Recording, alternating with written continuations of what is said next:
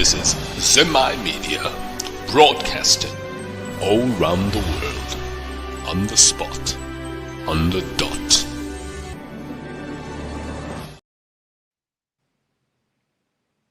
This is Zemi Media, broadcasting all round the world, on the spot, on the dot. That's a very good morning to you. I don't know. I know it's good morning in Australia, New Zealand, and other parts of the world. What time is it where you are? In Zimbabwe, it's just. I think it's already it's nearly midnight. Evening time in other parts of the world. The demotion of Mpofu. What does it do to either Mnangagwa or Chiwenga? We are joined tonight by a councillor. Is it former councillor or is it current councillor? He's going to introduce himself. Former PC. Isaac Makomichi. Makomichi, good evening to you. Magadi Mr. Simba newa yateereri vezimu aya handinavhera ndaita kansela ende handavhera ndada kuita kansela ende handimbodi kuita kansela. Right. Sorry, I'm clear, Papa Mati. I'm not Viramaita councillor. Right. Okay. I see. Okay. Thank you very much. Please take us through your thoughts. What is this that you are seeing in your mind around the demotion of Mpofu, and what does it mean?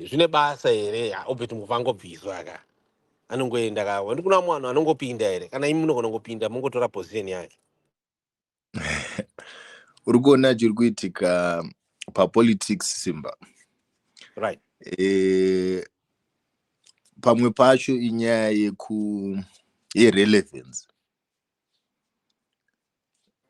Relevance yacho in politics hapana chinhu chinonzi bad publicity, but there's always negative and positive publicity. Saka politics as well, every move inokwanisa kuita advantage, every move inokwanisa kuita disadvantage kune munhu anenge aita. Asi chinozoitika inini ndakatarisisa paku atingati demotion, but we can simply say kuti kuchinjwa kwechigaro kwavakaitwa vaObert Mpofu, nekuti president vane kodzero yekuita izvozvo kuburikidza nebumbiro remutemo. Vane simba rekuti vanokwanisa kushandura munhu pachigaro chaanga ari vachimuendesa pane chimwe chigaro. Asi maonero andiri kuzoita manje zvinogona kunge zvakatarisirwa nevanhu nezvinozobuda zvinogona kusiyana. Mene kana uri kundinzwa ipapo. Okay. Ruzhinji rweZimbabwe pane vanhu vakaita kunge inini just zvandingori vekuti tinongofarira Zanu PF iri zvairi na President Mnangagwa, VP Chiwenga, vamuhadhi chingotaura tongoti presidium yose top 5 yes handiti. Saka the more yatinoona mamwe mamoves anenge akuitika zvinotanga kudhraw mainterests evanhu. Chakanyanyo kanganisika chandoona vanhu vaya vanonzi varakasha. Ndakaona kuti pakaitwa machanges iwayo, ndakanota kuti vashoma vacho vakatanga kuposta vachiti mazvionaka kuti garwe rinodi rinenge riri mumvura rakamirira its pre, kana pre yacho yasvika robva razobata. Vamwe vachiti shiri inongozofa. Ende ndakatanga kuzvibvunza kuti vanhu ava why is it vari kutaura sekuti vari kuda kusoreredza someone?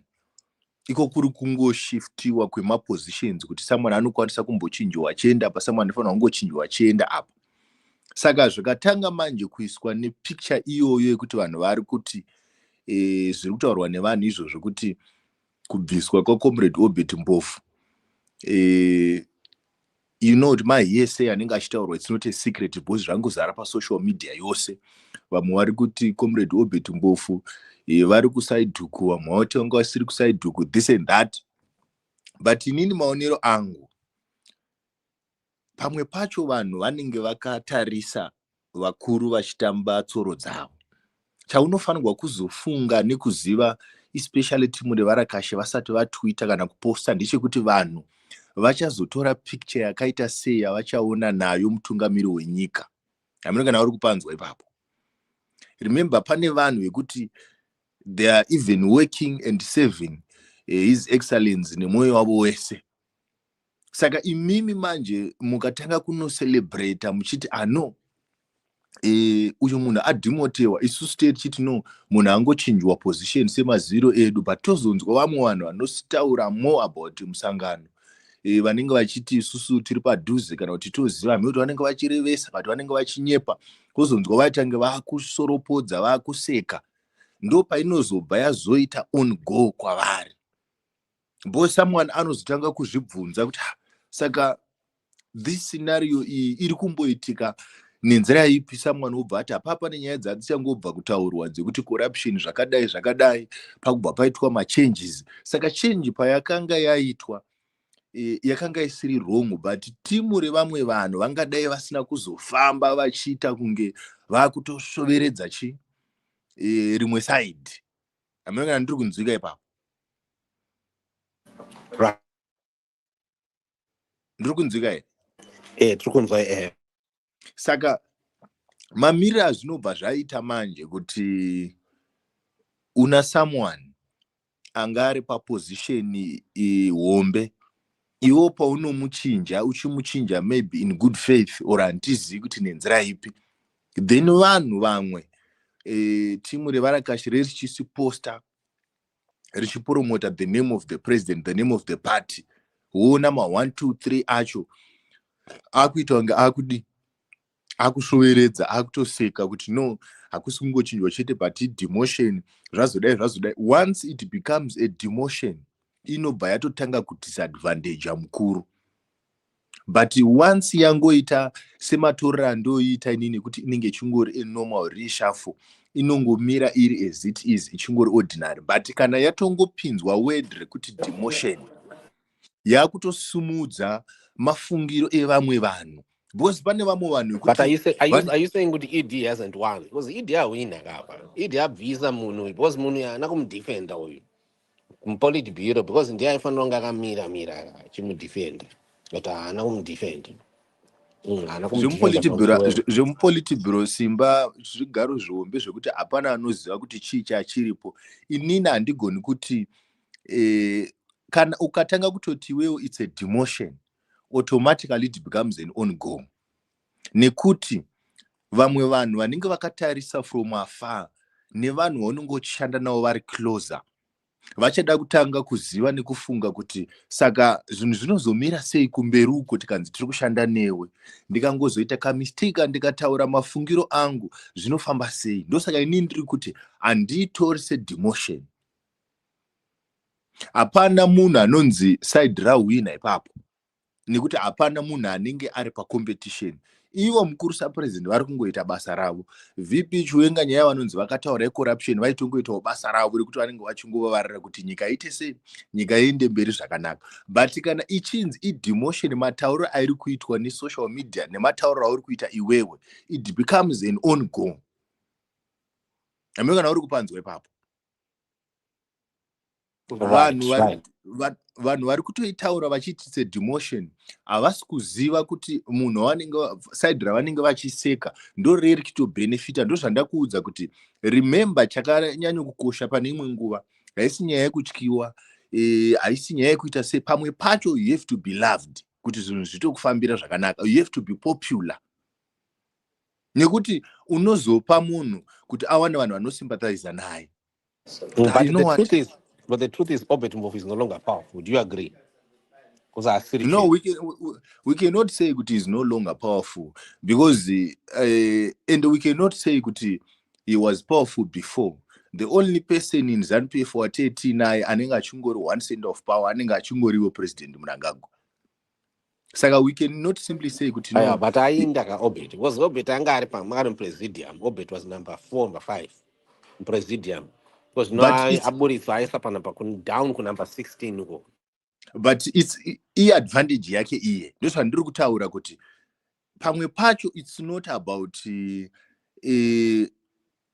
kuti vanhu vanokuti aiwa ngati kudii. dzine advantage yava tu avo vakomana vava vari kumusorosoro avo iya achona yava vari kutungana kuti ndoativa kuziva kuti awina ndiani apo because uyo koyo number one ato akwira kamakasha akwidza makata akwidza magiya ka once matanga kuti madaro makudrowa picture yekunge vanhu ava vari kudi vari kukonana, which we don't know kuti is it true kana kuti inongori social media inenge ichingotaura kuti vanhu ivo vanenge vachikona. Are you telling me kuti krisaitaura naChris Mutsvanga isocial media chete se Chris Mutsvanga akaburitsa akafumura akagorera china rese ina ndambunzwa comrade Mutsvanga vachiti vanhu ivavo vaviri vari kurwa, but ndiri kungotaura ndichiti comrade Obert Mpofu havana kusangana nedemotion, asi vakaiswa paposition yekuti everyone anosympathize navo, because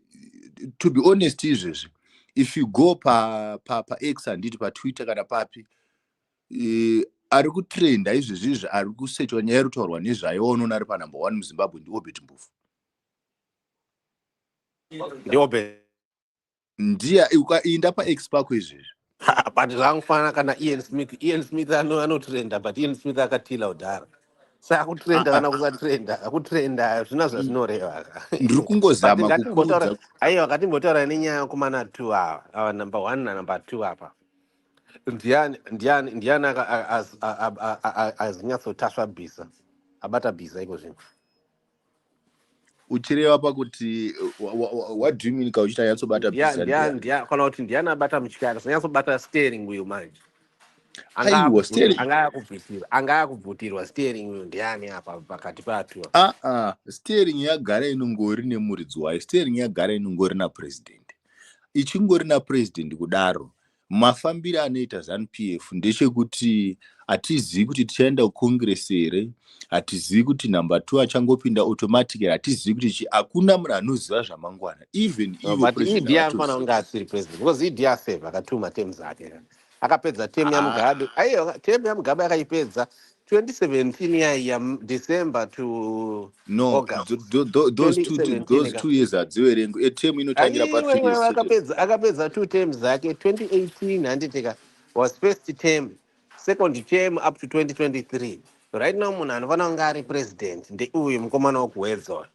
Saka sei ED achiri akangobatirira ari kuda kutaura here kuti hakuna mwanhu anogona kutungamirira ari ega chete? Aiwazve handiti temu yayo yakavhoterwa isati yapera here. Temu yapresident inopera 2028. Akavhoterwa nani ko nai munhu akavhoterwa nani?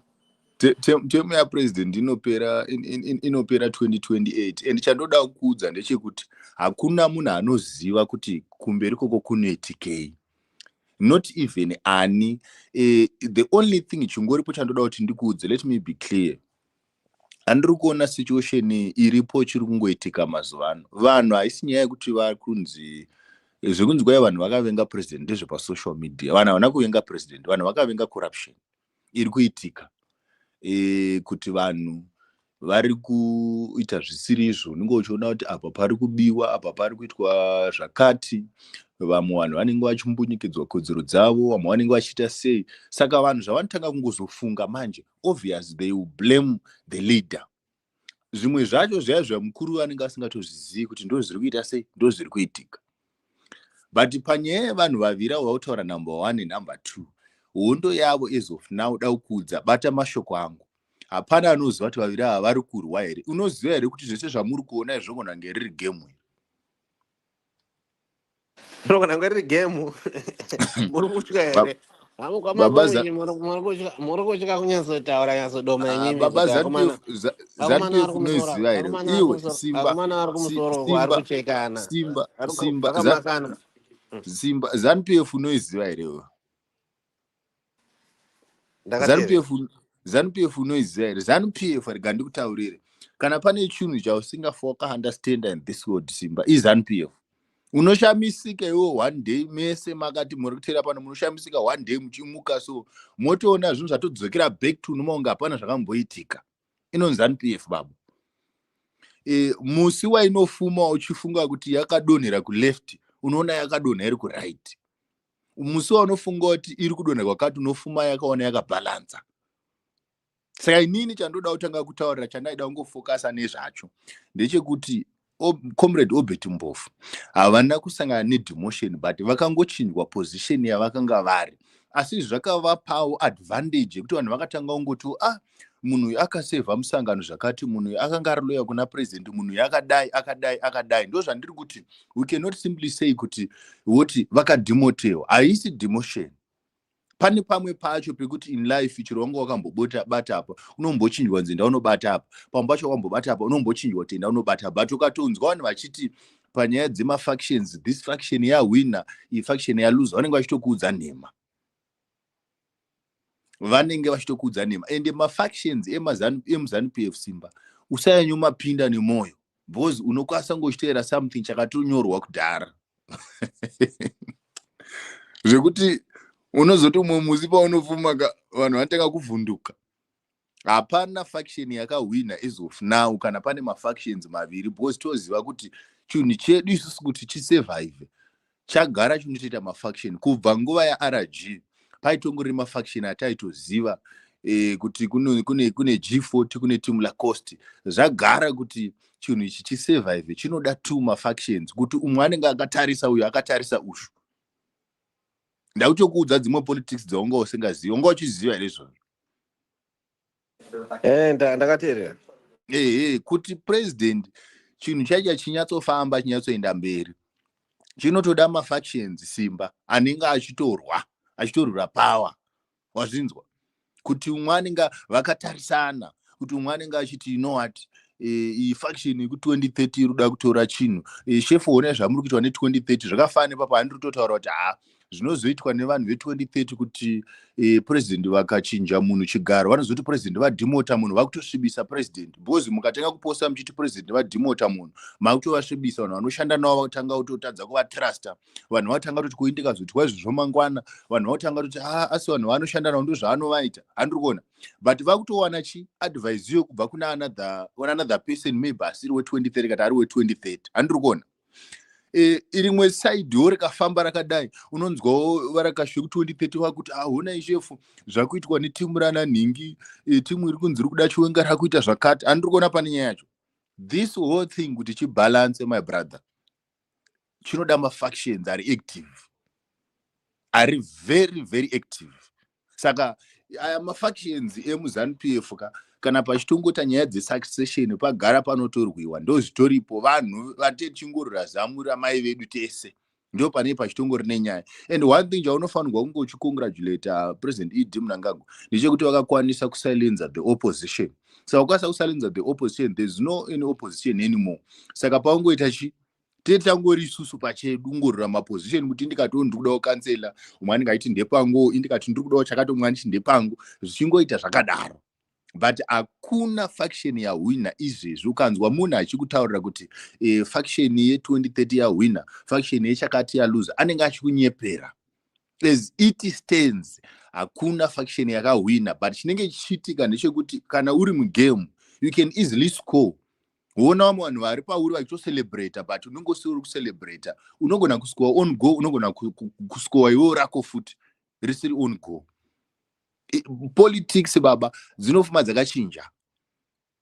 Saka chandaida kuti ndingopindura mubvunzo wako direct ndeyekuti comrade Obert Mpofu havana kudzikiswa pasi, but chavakangowana ndechekuti vakachinjwa from another position vachina to another position, ndobva vaonawo masympathizers akawanda. Kana kuri kuti shuwa kuti vari kufaction yavo yavariwo, faction yavo yakawana masympathizers akawanda because at the moment unofanira kusvika imwe nguva yekuti uri kuda mwoyo yevanhu. Wakundinzwa here?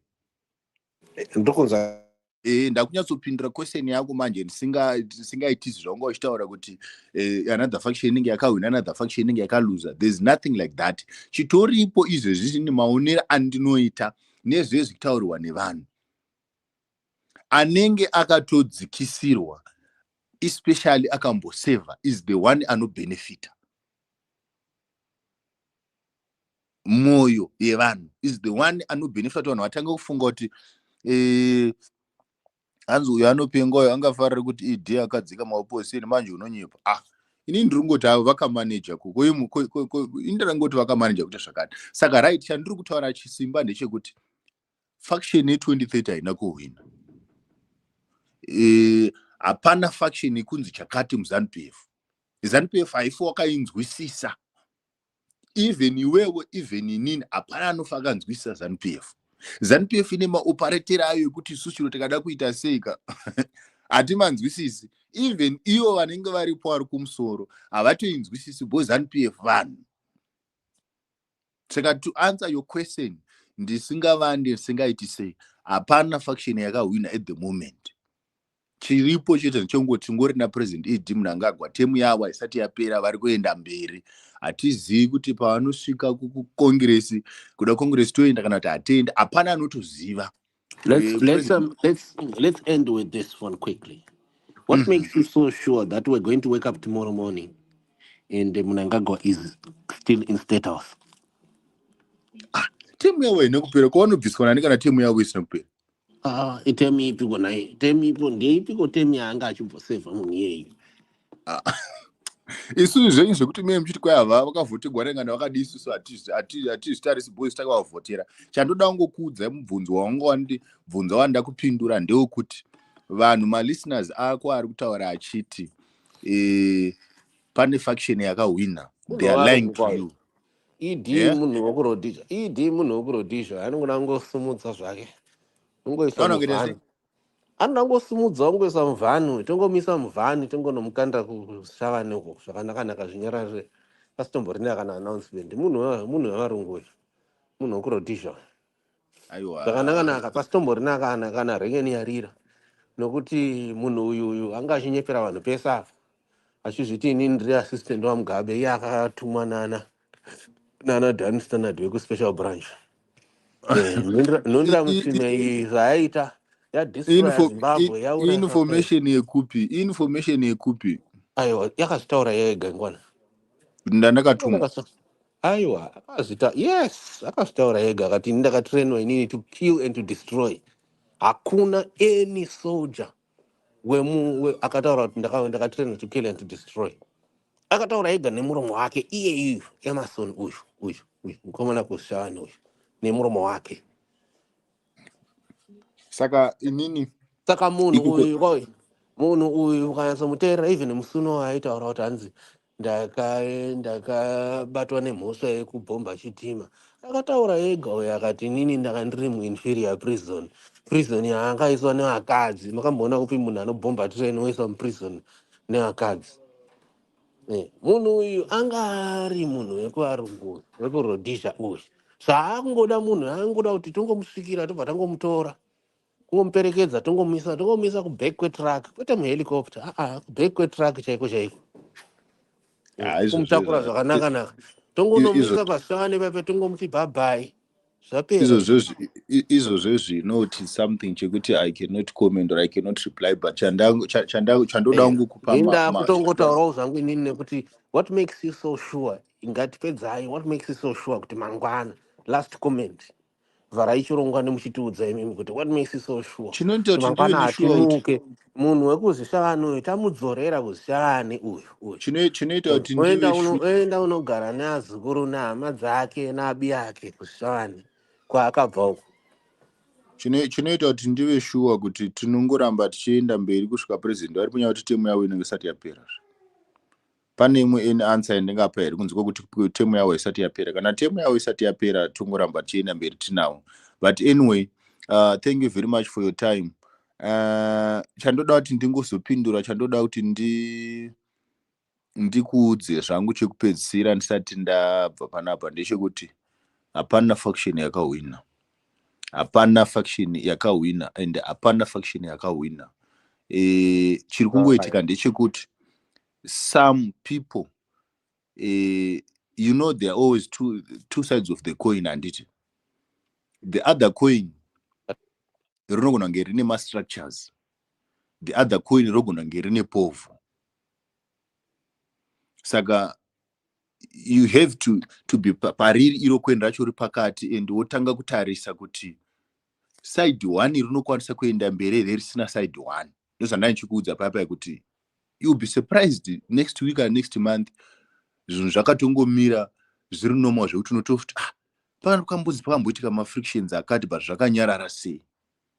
It's no longer a secret kuti the 23rd side inzwa haiwa atimbomira kutaura zveuyu atimbomira kutaura zvekuti kwai mukuru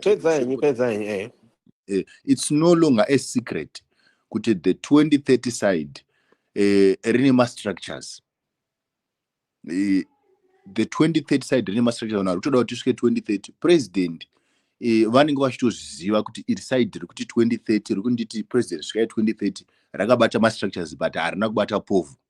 He also knows kuti side rekuti toda kuti general vagotevera 2028 kana rini ndo rine Mpofu. Vanozviziva izvo mukuru safunga kuti havazivi. It's no longer a secret. Saka ma-structures haagoni kusurvivor asina Mpofu. Mpofu haigoni kusurvivor isina ma-structures. Ndo paya pandandati idzi nyaya idzidzidzi hapana panonzi ningi ndiye akahwina. Nekuti icoin rimwe side rikashayikwa rimwe side rabva ratofa automatically. Saka pamwe pacho unofunga side ndo rahwina robva raruza, iro side rokunafunga ndo rahwina robva raruza. Amino kana uyatsonzwisa zvandiri kutaura ipapo. Right. Vamakomichi tinotenda zvikurusa. Takuda kuti tishingo tichivhara chirongwa totenda zvikurusa netipaunzwisa yemaonero enyu ruzhinji rweZimbabwe. I can see now we now have 260 people listening and it's very late. We don't want to take time because it was quite an impromptu ndekungoti tinobva tatongoti ipapo tongochipisa ipapo. Nyaya idzi dzakutoda pfungwe idzidzi nokuti zvinhu zvari kuitika mubato reZanu PF izvezvo zvine kakuva dramatic kaakutoda kutoti munhu wese ange akasvinura kuti vanhu varare vaine ziso hwandi. Usanyeperwa nevanhu. Usanyeperwa nevanhu. Zanu PF hamusati maiziva. Muchafarira yuri yakadhirowewa. Isusu vakomichi isusu tinotaura nayo state house yachona straight live and direct. Pane imwe article yandapisa nhasi makuseni ndofunga maiona.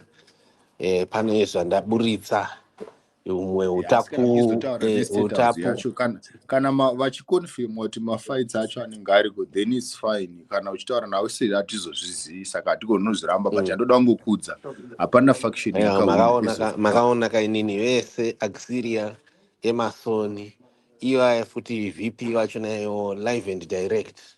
Inini ndinoenda straight andijambe andishandise maminister kana masecretary tinoenda straight kwacho naiko kuye. Saka mukazowana nguva ko muchimozomboongorora article yandanyora makuseni iyoyo mozondipawo dudziro yenyu kana muchikwanisa kana isingakuremererei. It's okay. Munondipa link yacho ndoza kuti mamwe maarticles anenge aine kamwe levels but totenda zikurusa komichi kuti makwanisa kuya timbokurukura timbonzeya. Aiwa, thank you very much Simba, thank you very much. Once again, hakuna faction yakawina, hakuna anoziva zvichaitika mangwana, hakuna faction yakawina. Thank you so much for coming. It's okay, thank you. Much appreciated. Thank you. This is Zemi Media, broadcasting all round the world, on the spot, on the dot.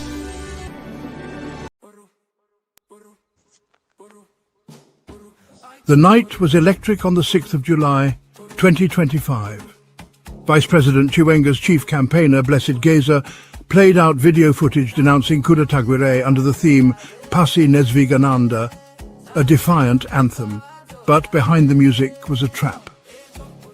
3 days before, on the 3rd of July, inside Zanu PF headquarters, Chiwenga had risen, demanding the ejection of Kudakwashe Taguire from a Central Committee meeting. It was bold, it was loud. The Blessed Geza session on the 6th of July 2025. Unbeknownst to him, the meeting was a decoy. Taguire's name was never on the agenda. And the real power, it sat quietly, with the 10 provincial chairpersons loyal to Emerson Mnangagwa. Chiwenga had walked into a fake coup, Archolocho 2.0, and he sang or sloganeered himself to sleep, believing he has discouraged the party from co-opting Taguire on the basis of a slogan. Was he strategic, and will he get something better than this furious talk and ejection of Tagwirai by Secretary for Administration Obert Mpofu? A power in Zanu PF lies with the 10 chairpersons, all of whom are loyal to ED. By extension, they have no choice but to be loyal to Kuda. By correspondent. Zimbabwe's Vice President, Constantino Chiwenga, is at the center of fresh allegations of attempting to politically undermine his superior, President Emerson Mnangagwa, in a botched internal Zanu PF maneuver that has drawn comparisons to the infamous 2004 Cholocho coup plot. Speaking during a live discussion on Zimai, former Zanu PF Mashonaland West chairperson Temba Maliswa exposed what he described as a panic move by Chiwenga inside the ruling party's headquarters on the 3rd of July 2025, triggered by agitation over controversial businessman Kudakwashe Tagwire's possible promotion into the party's central committee. According to Maliswa, the entire episode was not just an expression of dissent, but a miscalculated attempt to shift power balances, using Tagwire as a pawn in what could be likened to the ill-fated Cholocho Declaration coup attempt, which saw ambitious Zanu PF officials trying to sideline the then-President Robert Mugabe in 2004. Kuda was used as a pawn to shake Chiwenga up, suggested Maliswa. He was misled. Inside the 3rd of July drama, Maliswa claims that Chiwenga, caught in an agitation trap, openly called for Tagwire's ejection from Zanu PF structures on Obert Mpofu's prompting during a high-stakes session. It was a move not supported by the party's constitutional procedures, particularly the Central Committee, which is responsible for such decisions. Kuda's issue was never tabled at the Central Committee. It was a setup, Maliswa explained. Chiwenga panicked, and instead of gaining ground, he only ended up making Kuda more popular.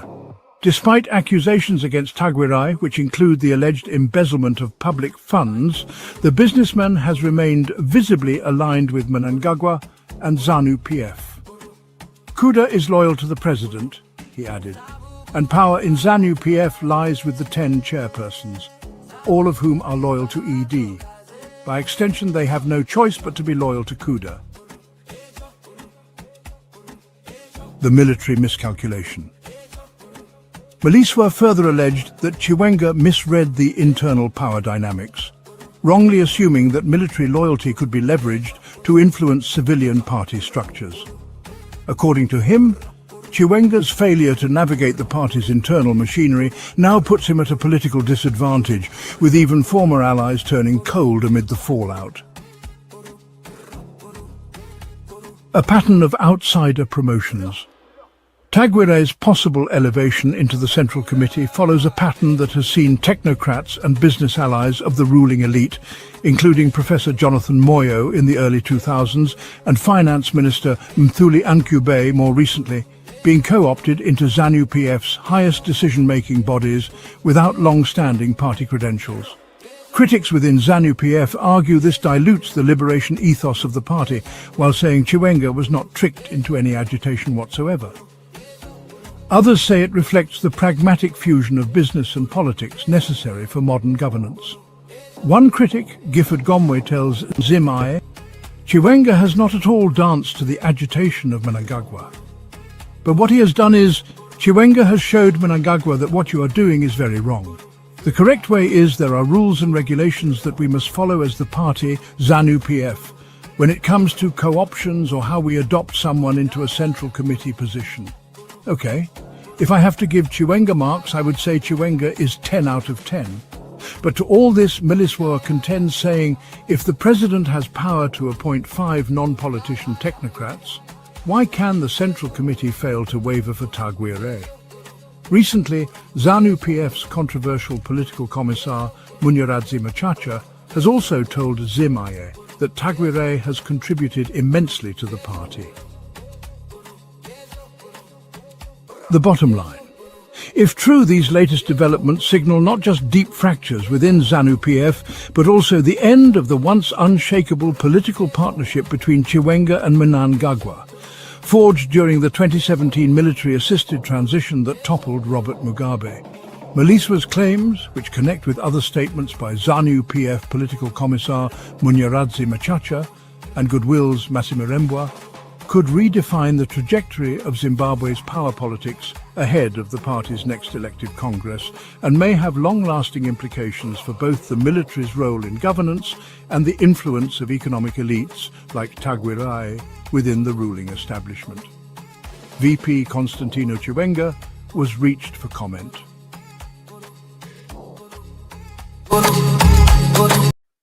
The day's most telling image was Emerson arriving by presidential helicopter with Wicknell Chivayo by his side.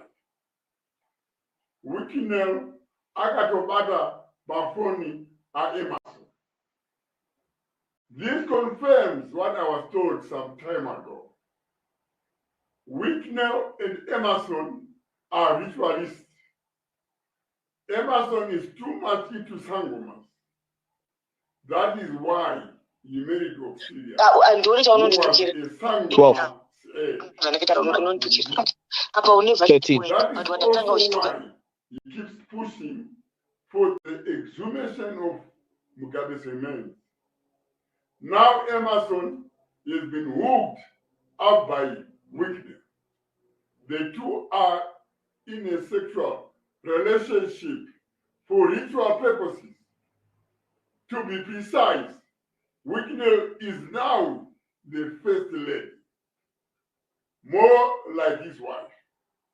Those who know Wicknell will confirm that he is a man of confused orientation. He has had irregular relationships in the past. He once had it with a former top government official, who I will not name. I will only say, may his soul rest in peace. The late British terrorist Simon Mann, in his book, hinted at Wicknell swayed sexual choices.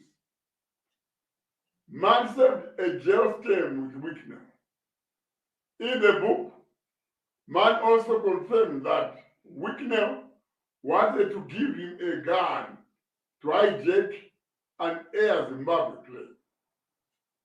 And now, Emerson has been persuaded that being Wicknell's husband will keep him in power and make him richer. Wicknell gave Zanu PF provincial chairpersons some Toyota Land Cruiser 300 series. Each car is valued at 190 United States dollars. He also gave them $100,000 each. This is in order to complete buying out part structures for the 2030 bid. Where is Wicknell getting all the money? That is the question in every Zimbabwean's mind. Wicknell, who had made a statement that is extremely, it was interpreted to be extremely sexual. He described the head of state that he is holding a body part of him in a way that is extremely sexual. And he said, Ndakachibata kuti, I'm holding it. He didn't say it, he didn't say, I am holding him. He said, I'm holding it. Now, that very same statement there is the very same statement that a mistress of Mnangagwa's, a mistress called Rumbidzai something, in an audio that was broadcast in May, she also says, I am missing it. So Wicknell says, I'm holding it. Like G. And then she also says, when she's asking for intimacy from Mnangagwa, she says, I'm missing it. And so with this, we see Wicknell has already described Mnangagwa sexually, publicly. Number two, Emerson himself has responded to the allegation that he is that Wicknell is his front. Now that's a very sexual statement once again. Front. And he said, look, how can Wicknell be my front? And he showed his own body parts publicly. He said, look at my body. Where is he? Where is it? Where is he? And people laughed. The journalists laughed. And then yesterday in Mnangagwa's rural home, the first person who pops out of the helicopter is not Auxilia Mnangagwa. It's the same individual who describes Mnangagwa's body part, that he's holding it like ndakachibata kuti dzvi the same body part that is described by another girlfriend of Mnangagwa's who works in the Central Intelligence Organization, that she is missing it. The same body part. So Wicknell Chivayo comes out, not Auxilia, out of the helicopter. Like a first lady.